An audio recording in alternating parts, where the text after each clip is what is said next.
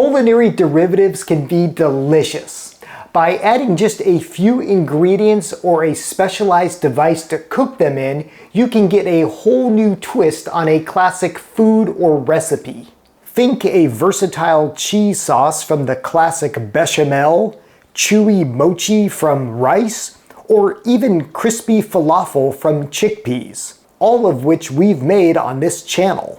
Corn sticks are another example of transforming the ordinary to the extraordinary, yet they take no more time or effort than making standard cornbread. By the end of this video, you'll know all about corn sticks and how easy they are to cook. Hello and welcome to I Want to Cook. My name is Chef Matt and this channel is all about helping you be a better cook. And today, yes, we are cooking up corn sticks, and we are of course going to be making them in one of these, a corn stick pan. And if this looks familiar, yes, this was the correct answer to last week's culinary trivia, and all of these folks knew exactly what this is. They got that answer correct. This is a corn stick pan, and today we are going to make corn sticks in it. Now, for those of you who maybe haven't ever used one of these, you might be asking the question, what's a corn stick? Well, a corn stick is simply cornbread that's baked into the shape of a corn cob. Isn't that brilliant? It's made from a similar batter as cornbread, and it's baked in an oven the same way. Now, the culinary twist with this type of cornbread is what we cook it in. So with a traditional cornbread, you might cook it in a baking dish like this vintage Corningware casserole dish that I have, or even a cast iron skillet like this Lodge. Now for these corn sticks, we are going to use cast iron, and this is from the Lodge brand as well, but this is specific for this recipe. This is called a corn stick pan, and this is what it does. Now I should note, I bought this myself. This video isn't sponsored by Lodge or anything, but I do recommend the brand. I've been using Lodge cookware for a long time, and it's just really good stuff. I paid about $25 for this pan. It wasn't that expensive, and these have been around a long time. So maybe your mother or grandmother has one of these, especially if you live in the South. So you might get one as a hand-me-down, or you can even find them in the thrift stores. But even new, they don't cost that much money, and as with pretty much all cast iron, it'll last a lifetime. Okay, so there's your corn stick 101. Now let's make some corn sticks. And another benefit of making corn sticks is, well, you can even use a toaster oven similar as you would with cornbread. It doesn't take up that much space. So if you have a toaster oven large enough to fit a pan like this, well, you can make corn sticks. Today we are going to be making them in the Wolf that recently arrived, my Wolf countertop oven that I purchased recently. So we are going to fire this thing up and cook up some corn sticks. Now, one of the keys to successful corn stick making is making sure that your pan is oiled up very well.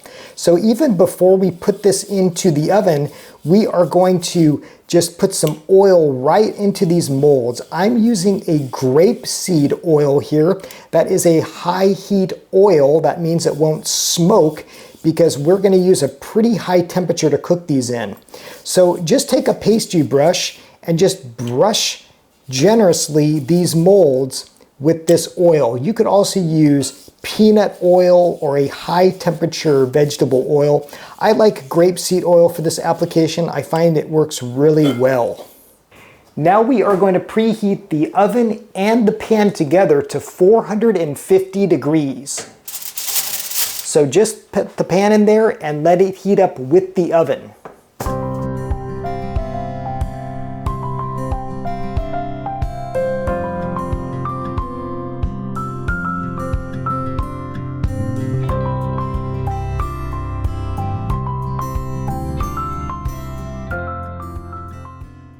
Now while the pan and the oven preheat, we are going to make the batter.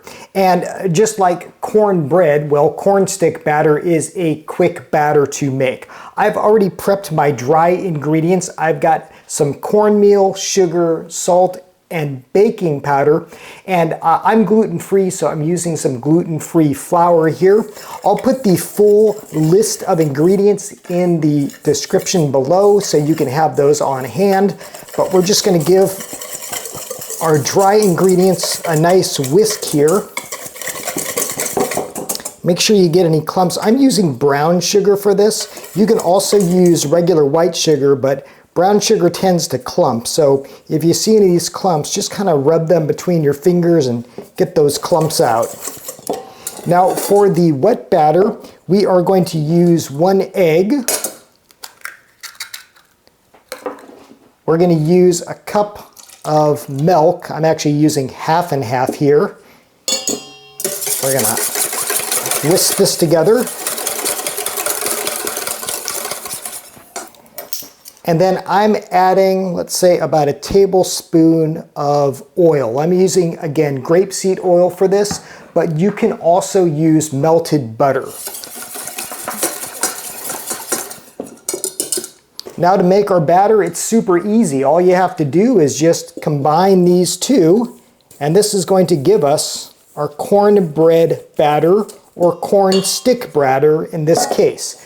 This is going to make about 7 corn sticks. I had a little left over because obviously my corn stick pan is meant for 6, but if that's the case with yours, you can maybe make a little individual cornbread in a ramekin. So we've got our cornbread batter. You can see how easily this came together.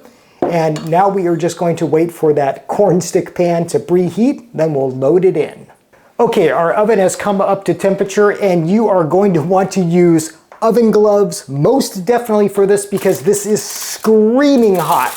So carefully, and I mean carefully, remove the pan, and we're just going to set it right down here just like that.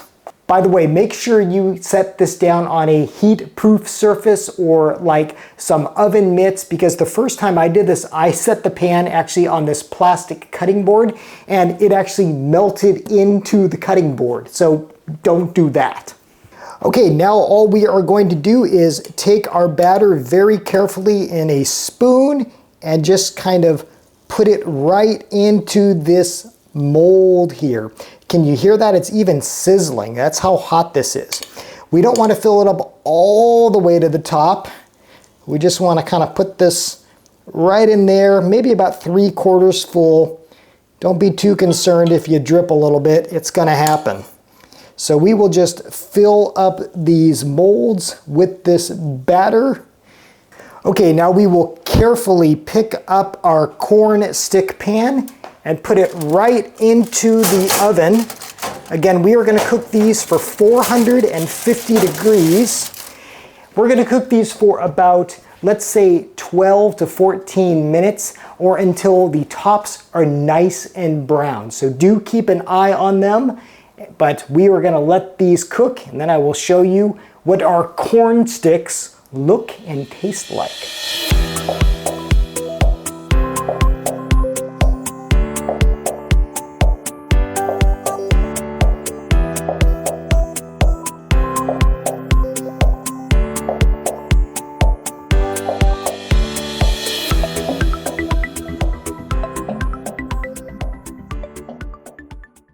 All right, time for extraction. Get a load of these things. Oh my gosh. Wow. So again, use your oven mitts. Look at these guys. We will just set these down carefully. Those look fantastic. Look at these things. They are still sizzling, piping hot out of the oven. Okay, you want to let these rest for just a couple moments once they get out of the oven, and then you can extract them. I just, put a knife underneath and see how easily they come out. But here's what we have. We have these corn sticks in this cool corn cob pattern. Now for serving, what you can do is you can either put them at a plate, or if you want to serve them on the table from this pan. Once it's cooled, of course, you can just kind of flip them over here, and it looks like you have these mini corn cobs, which are actually cornbread. Isn't that cool? And here we are. We have these piping hot corn sticks. Isn't this the coolest thing? Now, as for serving these things, you can serve them alongside some chili. They're great for dunking. You could dunk them into some like maple syrup if you wanted a sweeter application, or you could just eat them on their own.